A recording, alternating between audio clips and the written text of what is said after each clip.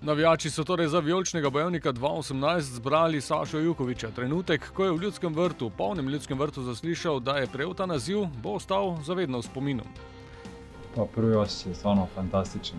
Kada sam čuo moje ime, mogu slobodno kažem da sam se i iznenadio, pozitivno naravno, tako da prilično je to pred ovim navijačima divno, tako da bila je atmosfera odlična i stvarno sam se osjećao fenomenalno.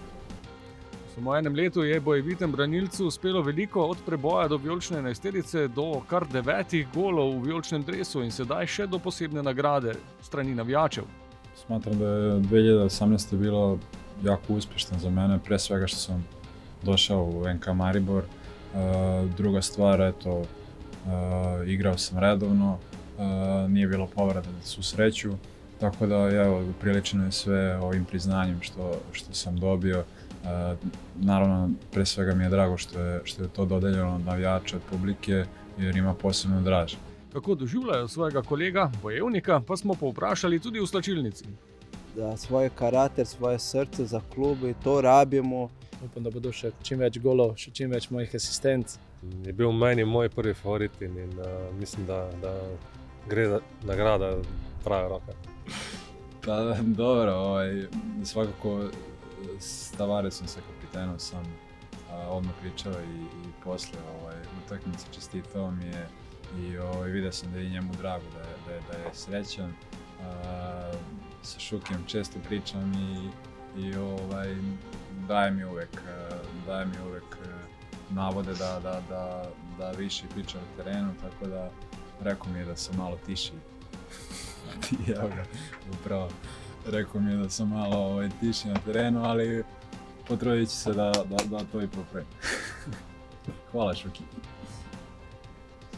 A što se tiče Derve, naravno, pa mislim da u jednu ruku jeste tako.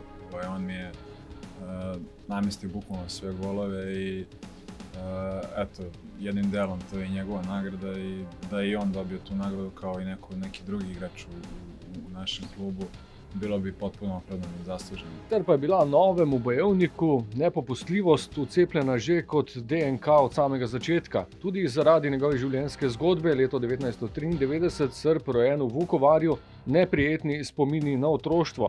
Toda nepopustljivost, bojevitost zagotovo izhaja tudi iz otroških časov. Pa to je onako težak period i za nas. Bila je naravno borba u tom periodu.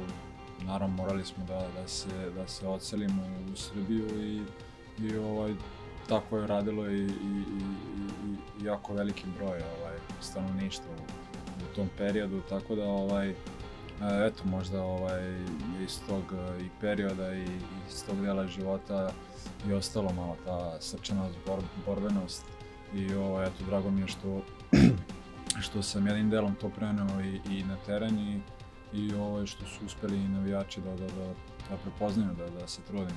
V tem času je vijolična 31-tica postala tudi poosebljena inačica slogana Vedno na puno, pa tudi ostale slogane obvlada. Naravno da, to mi je sve poznato. Vedno na puno, mi skupa ena smo, mi smo Maribor, tako da idemo dalje, okrećemo se narednim utakmicama, narednim ciljevima i što se kaže idemo korak po korak.